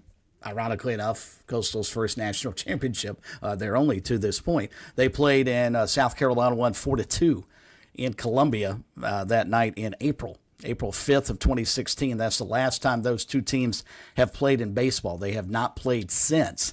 But since that time, Carolina and Coastal have played in softball. They played in football. They will play again this upcoming fall in football. They have played in men's basketball. They have played in women's basketball. They played in beach volleyball, I think. So virtually every other sport, there is no problem with the Gamecocks and Chanticleers playing one another. But when it comes to the baseball diamond, I don't know what it is. But there is some, as you pointed out, some schism that cannot be worked out to this point. But to our texters' points, it's a shame, and it's a shame for our state because Clemson, Coastal, Carolina, PC, Wofford, Winthrop, all those schools should be able to play one another. Maybe not on a yearly basis, but certainly every other year. Do you remember, Chris, the old, I know you do, what am I talking, it was called the Pepsi Classic, I think, held in Charlotte, where Mm-hmm. South Carolina and North Carolina would be there, and then they would also host teams. I just would have to believe you would draw some fans to Greenville or Charleston if you had Coastal, South Carolina, Clemson, and maybe a USC Upstate or a Wofford, or you brought down a Winthrop or UNC Wilmington. I just think you would make some money, and it wouldn't hurt anybody too much because in baseball, you're going to win some, you're going to lose some, and it'd probably help all those teams RPI just for playing each other. And I understand why you don't always do things like that in basketball. I know why you don't always do those things in football. You don't play each other. There are contracts that go years out. But in baseball, we've heard from these baseball coaches they can make things happen. And I've always been in favor of things like that, and I think it's a shame if Coastal Carolina and South Carolina, if there's a problem personality-wise between some people, get it settled, because it's too important to our state. Baseball is too important in our state for those two programs not to be on the field against each other. It is going to take this program to fix two injustices in sports in our state. The first that we've talked about is Coastal and South Carolina not playing in baseball. The other, of course, is the Bronze Derby going away and PC and Newberry not playing one another. It's going to take Sports Talk to ultimately get those four teams together somehow. We're going to have to take it on ourselves to line up PC and Newberry on Thanksgiving Day in the upcoming years to get them to play once again, and somehow formulate a mini baseball tournament around the state where the Chanticleers and Gamecocks can play. It's too good for it not to happen. I'll add one more. Phil Kornblut said he wants the senior tees moved up at Caledonia. So those three things, put those on the to-do list. All right, so good stuff off the text line. We'll continue working through those as the week progresses. 803-900-4847. Good text, bad text, you name it. Just don't make it a dirty text, and we'll get it on the air. Sign out for a timeout. We've got plenty more to come, plus the freshman question of the night for the plumber. That's on the way, along with Josh Harris talking NASCAR. Hi, this is Billy Downer from the South Carolina Department of Natural Resources. Are you looking for a safe place to shoot your rifle or handgun? Did you know that the South Carolina Department of Natural Resources operates 4 manned ranges across the state in Pickens County, Spartanburg County, Richland County, and Charleston County? For more information on our public ranges, visit dnr.sc.gov/shooting. I'm attorney Jim Corbett. I'm not a case manager. I'm a lawyer for over 35 years. I don't charge 40% for your injury in your wreck case or any on-the-job injury. Call 803-765-2968 and ask for Jim Corbett, or email me, jim@jimcorbettattorney.com, for the experience of a lawyer handling your injury case. Jim Corbett, 803-765-2968. jim@jimcorbettattorney.com. Put 35 years of experience to work on your injury case. Hi, Phil Kornblut here with our good friend George Bryan III, heard every Friday night on Birdies, Bogeys, and Biceps right here on Sports Talk. George, the Tsunami Bar, a very valuable tool for golfers. Why is that? Well, the first thing that I say is the tempo. It's the only tool out there that allows the study of tension right from the first grab to be expressed, and rhythm and tempo is what makes the bar work, and it gives you something awfully special to keep those hands soft and get that rhythm going. Learn more about Tsunami Bar technology by clicking on the digital ad on our website, SportsTalkSC.com, and save 5% by purchasing online using the promo code BBB5.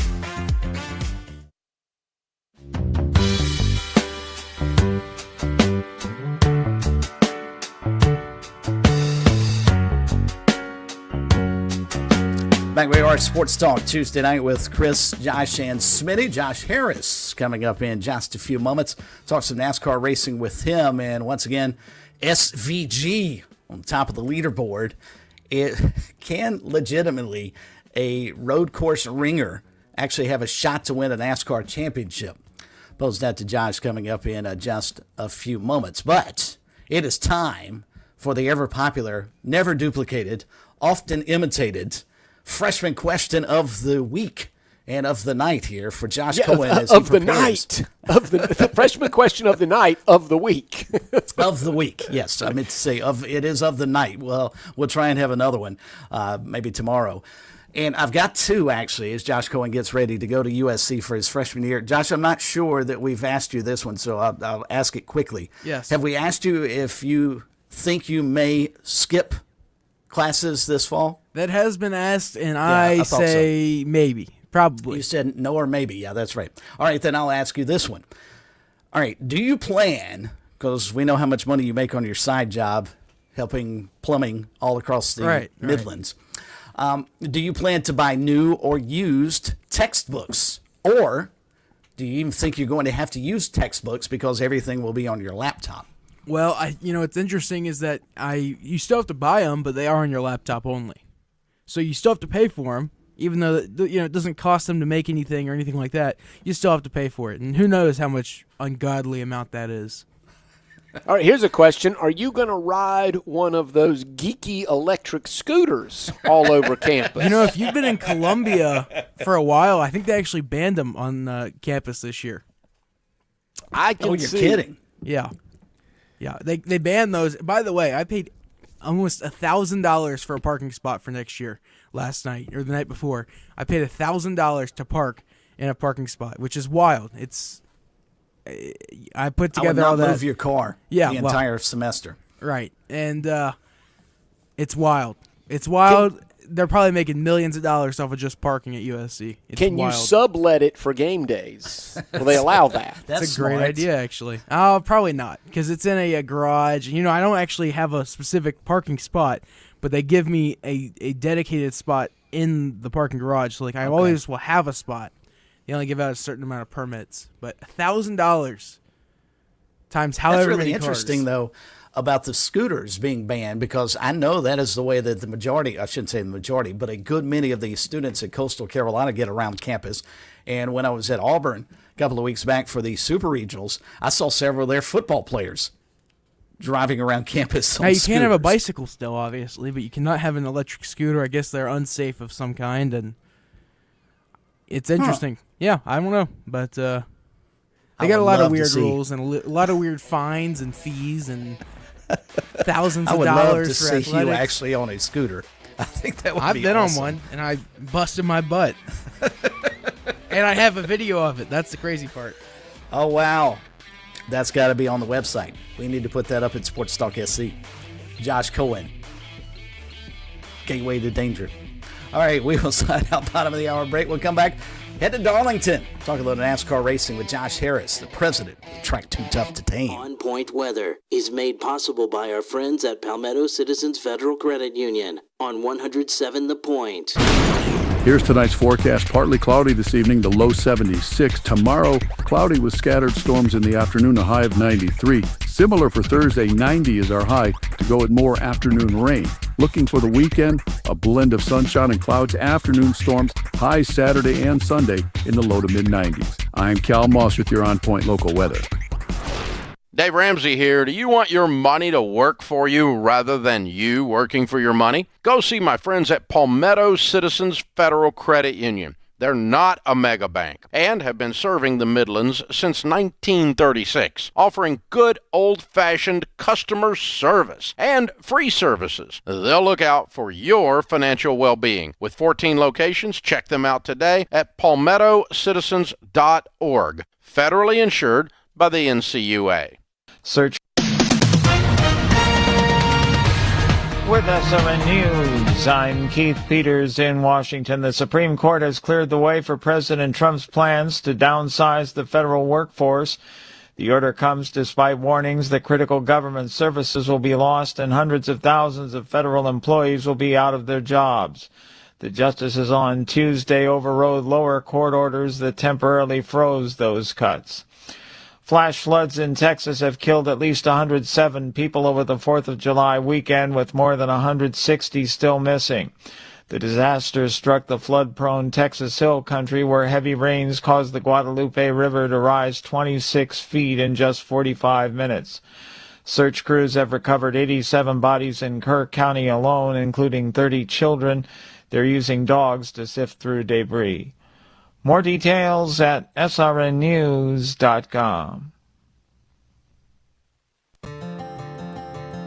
When your pipes panic, Franklin Plumbing and Drain Cleaning steps right in, fast and friendly. Josh and his team aren't just fixing leaks, they're restoring your peace of mind. This is when you're at your most vulnerable. You got a problem, you need a solution. They're not coming out to upsell you or talk you into something new this or new that. You'll appreciate their process. They'll tell you what needs to get done and what it'll cost before they ever even bring in their tools to start the work. They're locally owned, which unfortunately is no longer the norm in the Midlands. Franklin Plumbing and Drain Cleaning will treat every home like their own. They've done work for me, for my brother, countless numbers of Point listeners. Dial 799-20 2222 or visit franklinplumbing.sc.com and you tell them Kev from The Point sent you, you will experience plumbing that's more than just a fix. It's a solution from people who care about their work and stand by it. When you need them, please don't panic. Just call Franklin Plumbing and Drain Cleaning, 799-2222. It's painting season in the Midlands, and Southern Palmetto Painting and Renovation sets the tone for inspired living. Watch your home change from ordinary to outstanding with colors that liven every wall and craftsmanship you can trust. Michael and his team are fully licensed, bonded, and insured. They care for every detail inside and out of your home. Let's give your home the style and care it deserves. Call 922-5615. Southern Palmetto Painting and Renovations, where every project reflects pride. Escape the hustle and bustle of everyday life with Spa MD, your sanctuary of rejuvenation. Feel the tension melt away as our expert team guides you through your customized wellness journey. From soothing massages to revitalizing treatments, we promise a remarkable experience that leaves you feeling renewed and empowered. Discover the calm within every visit. Reach out at 251-9400 or online at visitspamd.com to explore your options. Your oasis of tranquility awaits. Hey y'all, it's Ted from Flight Deck Restaurant. We're introducing the Wing and a Prayer Wednesday special. Purchase an order of wings and a drink and get a free gift card for the arcade. We have some of the most mouth-watering jumbo wings like flamethrower hot wings, barbecue wings, teriyaki wings, honey mustard wings, terry hot wings. You can get a half dozen for $9.95 or a dozen for $18.95. Served with celery and choice of dressing. So come join us at Flight Deck Restaurant to enjoy some great jumbo wings and lots of fun in our new and improved arcade. And we at Flight Deck Restaurant thank y'all and God bless. This is Fran Halloran, the Money Coach. Grow with the Point as we build on 10 incredible years of community local radio. We built an environment where our listeners are our family. Are you a small business with big dreams? Join the tremendous stable of advertising partners at The Point. Connect with Kevin Cohen and brainstorm a tailored strategy to escalate your business growth using the powerful platform of The Point. Call Kev directly at 563-8558. Teaming with The Point, you can make the next year your best year.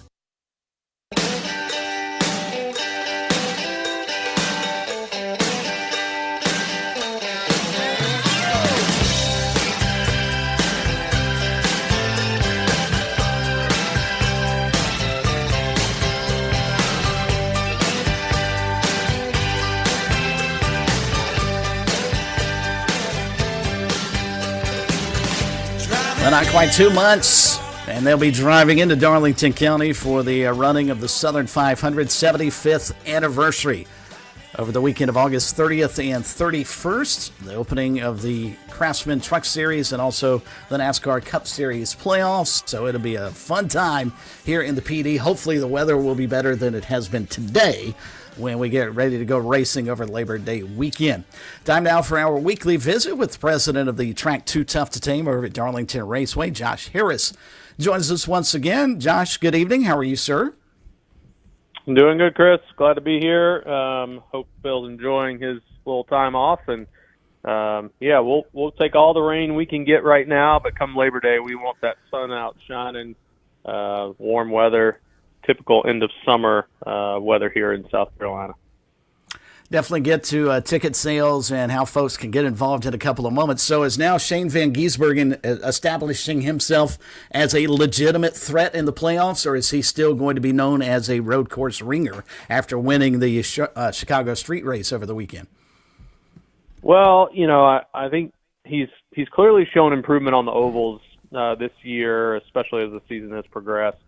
I think the thing that could, present a challenge for him in the playoffs is the first three races there's not a road course in there. So if he gets through to the round of 12 and then there's the Charlotte Roval, then there's an opportunity that he could advance to the final 8. And then you never know. You got, track like Martinsville in there, short track leading into the finale. So I think he's still going to have to fight for it, still show improvement.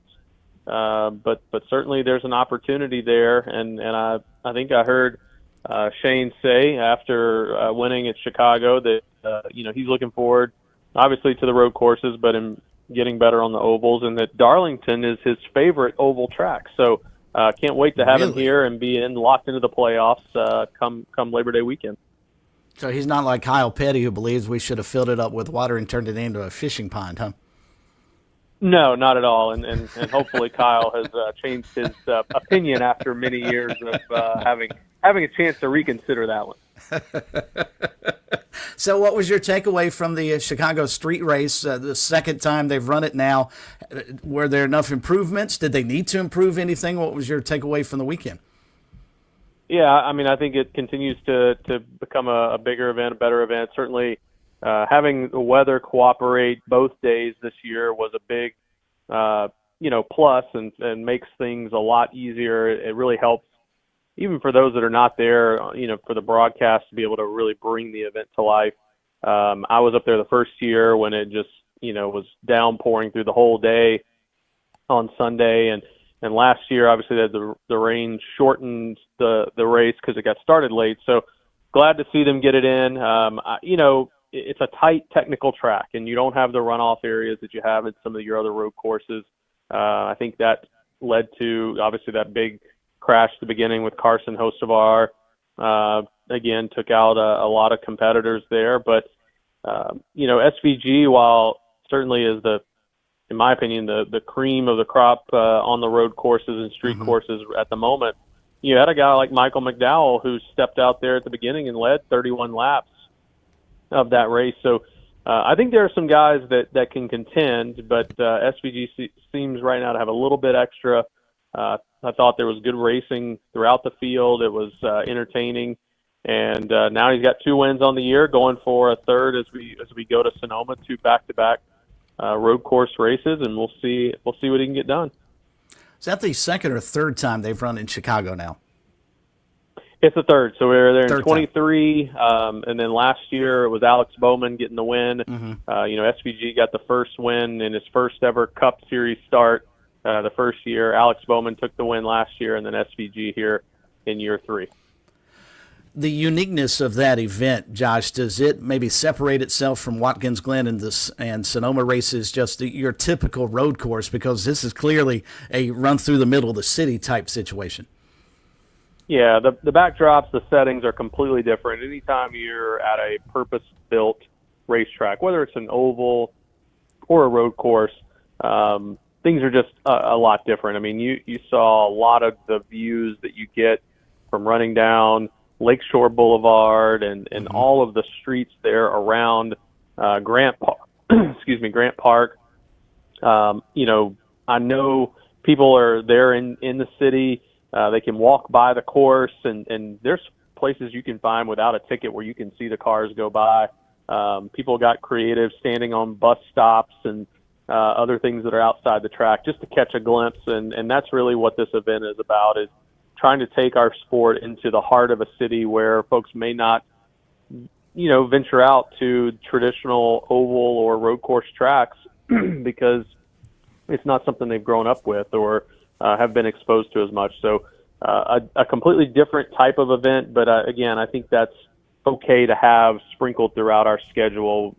I've said it a number of times. I think NASCAR has done a great job in the last 5 years of really trying to expand our horizons and go to different places like the LA Coliseum, taking the Chicago street race, going to Mexico City, but also bringing back, historic tracks, giving Darlington a second race date, bringing North Wilkesboro back, going to Bowman Gray Stadium, running the trucks in Xfinity and ARCA at Rockingham. So to me, there's been a really good balance of appealing to some of the things that our longtime fans have been asking for, but also trying to expand, the horizons of the sport and grow the sport in different ways. And I think with 38 races, when you add the 2 exhibitions, there's plenty of room for all of it.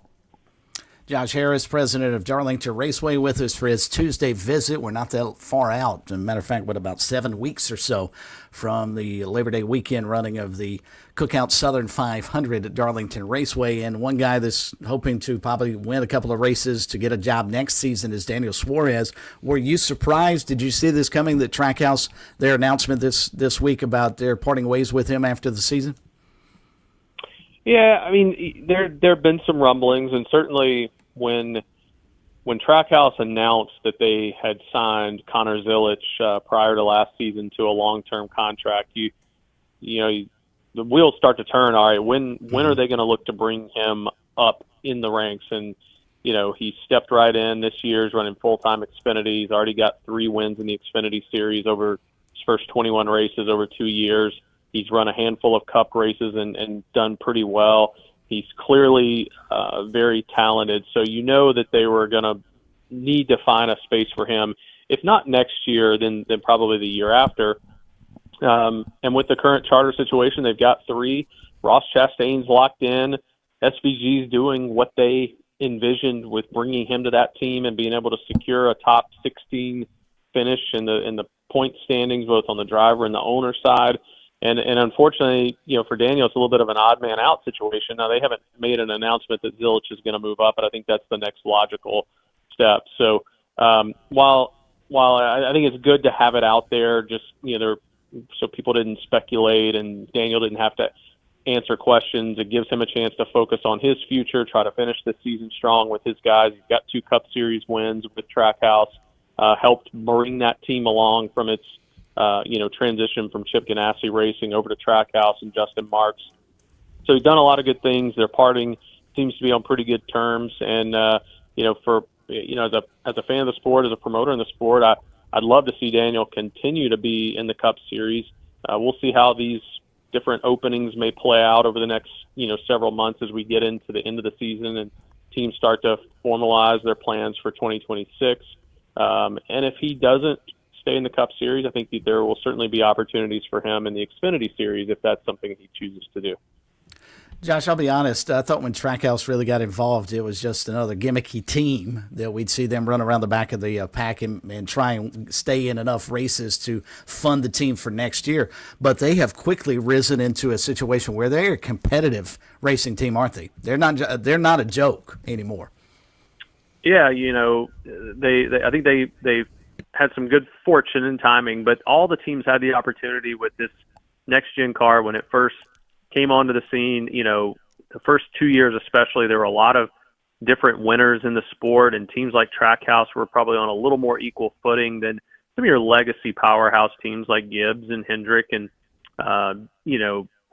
Team Penske, RCR. Some of those teams, right? They've been able to compete with them. And as, the last year and a half or so, I think you've seen the Hendrick and the Gibbs and the Penske's probably take a little bit of a step ahead of some of the other teams.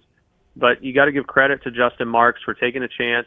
He brought in a guy like Pitbull to be an investor in that team for the first few years, brought in some notoriety. And then on top of what they're doing in NASCAR, they've expanded into MotoGP. So they've got a lot of ambitious goals in just motorsports as a whole, and they're having success while they're doing it. So I think it's really cool to see.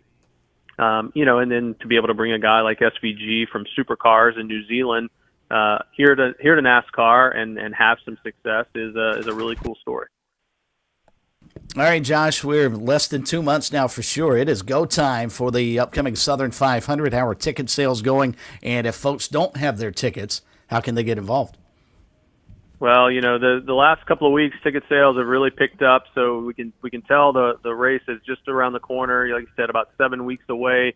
That time's going to fly by for us, and it's going to fly by for our fans. So if you don't have your tickets, no better place to be as we celebrate our 75th anniversary with the 75th anniversary of the Southern 500.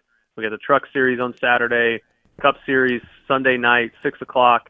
Come check out probably the best sunset in motorsports, and it's going to be a great weekend as a whole. We've got a lot of fan activities we're finalizing. Can't wait to announce some of those in the coming weeks as well. So take your chance now. Take advantage while we still got a good selection of tickets. Go to darlingtonraceway.com, or you can give us a call at 866-459-RACE. Our ticket agents are happy to walk you through and get you set up with whatever ticket package you need. Josh, quickly, and since we have Josh Cohen, who is about to become a college student, you guys are actually offering college students a pretty good deal. I'll let you lay that out for the weekend as well. Yeah, several special offers, including college students. You can come out for $29 college ticket. It's a ticket for the race on Saturday. Come out, hang out pre-race. we're working on some things. Especially if you're a college football fan, we're going to try to have some ways to see the college football schedule that, now that college football's every day of the weekend over Labor Day, and the Gamecocks preceding us, giving us a nice setup for our 6 o'clock race with their 3 o'clock kickoff. So come out, $29, get a chance to hang out with your friends, experience NASCAR, and then we've got special offers for our first responders, our military, teachers. So great packages and opportunities for everyone to come out in Labor Day weekend for the Cookout Southern 500. And I will go ahead and once again reiterate how important it is to support NASCAR in Darlington, but also support the Truck Series at Darlington. Josh, I love the trucks running at Darlington. I think they put on a terrific show. I won't say it will be better than the Southern 500, but I think the Silver Slammer 200 will rival what happens on Sunday because of how competitive the trucks are at Darlington.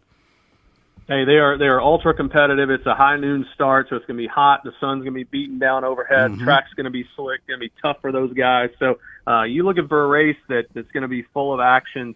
Silver Slammer 200 at noon on Saturday. No better way than to make it a full weekend. You get the noon start on Saturday, plenty of time to enjoy the weekend, and then be right back on Saturday evening at 6 o'clock for the checkered flag or the green flag of the Cookout Southern 500. Josh, as always, we appreciate the time, my friend. Enjoy the weekend watching out in Sonoma, and we will talk to you in 2 weeks. You're going to take a little time off from us next week and gear up yourself for a busy late August, early September. That's right. Take a little time to recharge the batteries before we make our final push. I'll talk to you guys in a couple of weeks.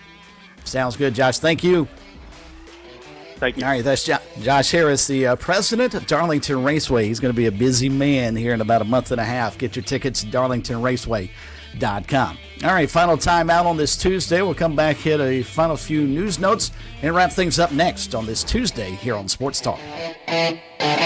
Get ready for a summer of adventure with Founders Federal Credit Union. Now through July 31st, you can take advantage of a special 6.99% APR on select purchases made with your Founders credit card. Whether you're planning a road trip across the state, a relaxing beach getaway, or finally checking off that bucket list destination, we're here to help you make it happen. With this promotional APR, you can enjoy your summer without the stress of high interest rates. Pack your bags, gather your loved ones, and get moving to the vacation you've been dreaming of. Founders makes it easy to enjoy more. So go ahead, kick back, relax, and soak up every sun-soaked moment of your well-deserved summer break without breaking your budget. Learn more and see the list of qualifying purchases at foundersfcu.com/cc. Let Founders help you take the trip of a lifetime. Promotional rate ends February 1st, 2026. Effective APR of 13.25% to 17.90% will apply. Terms and conditions apply. Membership qualification required. The lottery is not about getting rich. It's about helping people, and it always has been. The lottery is what helped raise the Great Wall of China, build the roads of Rome, and today in South Carolina, it's what generates millions of dollars each year for scholarships like the SC Hope, Life, and Palmetto Fellows. The South Carolina Education Lottery is investing in you. Visit sceducationlottery.com/betteryou to learn more.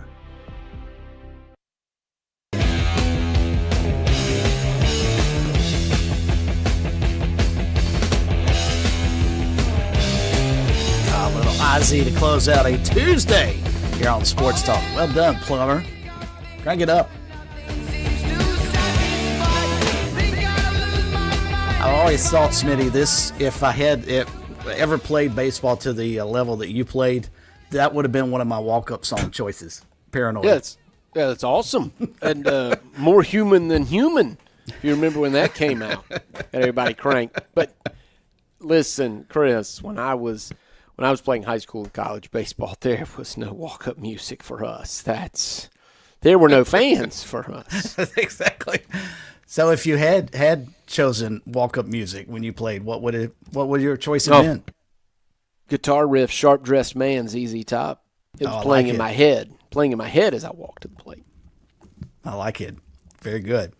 Well, we don't have walk-up music for our callers. Maybe we should start doing that, Josh. Absolutely. Let's run that by Corn. See if we have walk-up music for our callers, especially long-time ones like Andy joining us now on the phone lines at 888-898-2525. Andy, what would you like if we had a walk-up song for you as a lead-in? What would your choice be? How about a little Grateful Dead, Trucking? Just Yeah, that's so good. people I like that. know what that Yeah. is. Always- I can go in a different direction, but a lot of people wouldn't know what the song would be. Trucking's more of a commercial type of Grateful Dead song. So maybe people always good to have a 12-minute song from a jam band as your intro music. You know, I could have done something like Dark Star and then taken up the whole show. So, Dude, you know. yeah, why don't you do something from Government Mule? We won't even talk. Couple of quick things. You know, Texas Tech just signed a kid to an NIL of $5 million last week. And just a suggestion, Smitty, you left this team out, but for the South Carolina Palmetto Baseball Classic, how about the College of Charleston? Yes. Coastal Carolina, South Carolina, and Clemson, and let them rotate every year around, you know, Greenville, Joe Riley, up here in Columbia at Segura. You know, maybe go to Augusta and play in Augusta and do something like that. Oh, early season game at what is it? It used to be BB&T Field. I don't remember what it is now. Where the Pelicans play. Let Coastal host one year neutral site, and down early before the Pelicans start. But I think they should have it so that all three teams would play each other during the time, to work it out that way. Kind of I think a it's a round robin. fabulous idea. All three would play, you know, each other. You know, or all four would play the other three teams. You know what I'm saying? That all the teams would play. I think that would be fantastic for this state and for, you know, what the fans would want to see. And then, you know, you'd still have the Clemson South Carolina 3-game series thrown in there. Yeah, no, and I think, Andy, to add to that, I think you would add two more teams, and that way you'd avoid having a situation where Carolina and Clemson had to play. They could play the other teams that are there. They could play Coastal, they could play Winthrop and Wofford, let's say, one year, and then they could play the College of Charleston and Coastal and you know, the Citadel, and then one year you could play PC. Yeah, but Chris, you'd still want to have someone you could declare as the champion of the Palmetto Classic for that year. Well, that's fair. The only thing you would, in that regard, though, then you would have to have South Carolina and Clemson play one another. Do you want to do that? Well, you know, it would end up having them play 4 times and possibly split during the year. But remember, at one time, how many times did they only play? A couple of times a year? Or, yeah, they used to play 4. You're right. I think Andy is not worried. Andy is not worried about people's feelings. Andy is trying to put something together for the fans. Yeah, I think that it would be something that we would enjoy as a state. And those are our 4 power baseball teams in the state. So why not let them put on an exhibition for us as a state in a whole? And maybe one of these, you know, stations could broadcast it on TV and have it, you know, on TV for people who can't get there. I love everything about that. Just a suggestion. Oh, and plus, three shows and a few minutes left in heaven.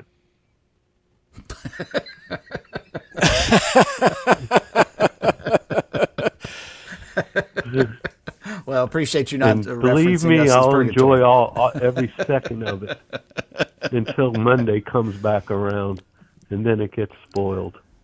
I hope Orca's doing all right now in Alaska with those other whales. Ouch. Thanks, Andy. You gentlemen have yourself a wonderful evening, and thank you for giving me a little bit of time before you ended the show. My pleasure. We appreciate it, buddy. 888-898-2525. And don't forget, you can text us any time of the day. You don't have to text between 6 and 8 anytime at 803-900-4847. If you've missed any of the program or would just like to revel in it again, it'll be up in podcast form coming up a little bit later on this evening. By the way, just a heads up, tomorrow we've got a really cool guest set to join us. You folks up in Greenwood will remember this name, upstate residents, former voice of the Greenwood Eagles, then went to Georgia Southern where he worked as the voice of the Eagles and decided he had had enough of bird mascots, and now he is the voice of the LSU Tigers. Chris Blair will join us tomorrow to recap the College World Series and then also start looking forward to LSU and Clemson at the end of August. So that ought to be a fun conversation tomorrow, Smitty. I'm looking forward to that. I'm looking forward to that LSU-Clemson game, obviously. Yes, me too. Can't wait for that. South Carolina, Virginia Tech, obviously. Got a little news here as we roll to a close. GamecockCentral.com has this. Former Dorman High School pitcher Hudson Lee, left-handed pitcher who was at Wake Forest and then Clemson, will be making his third collegiate stop. He is going to join Paul Maneri and the Gamecocks, according to GamecockCentral.com. And, of course, we'll follow up on this and have info for you. We'll retweet it at SC Sports Now, and we'll put a little something. It'll also be on our page at SportsTalkSC.com. But that's GamecockCentral.com is all over that. So tip of the cap to Jack Veltri and GamecockCentral.com for releasing that information. Again, left-handed pitcher Hudson Lee, former Dorman Cavalier, has committed to South Carolina after spending a little time at Wake Forest and Clemson in his collegiate career. So where USC, I think it was Terry Rooney, had sent out his welcome home tweet earlier in the day, I believe it was. So that's probably what that was for. So Gamecock baseball continuing to bolster itself through the transfer portal. We'll see how it works. Speaking of baseball, the accolades continue to roll in over at Coastal. As a matter of fact, to Matt Williams, their pitching coach, who was named earlier today D1 Baseball's Assistant Coach of the Year, along with the Pitching Coach of the Year. Just the Assistant Coach of the Year. Let me get that right. Their pitching coach, Matt Williams, is the Assistant Coach of the Year. What a great job he did, Smitty, with the CCU pitching staff. An ERA it was just ridiculously low. Absolutely. Way to go, Matt. We'll back with more tomorrow here on Sports Talk.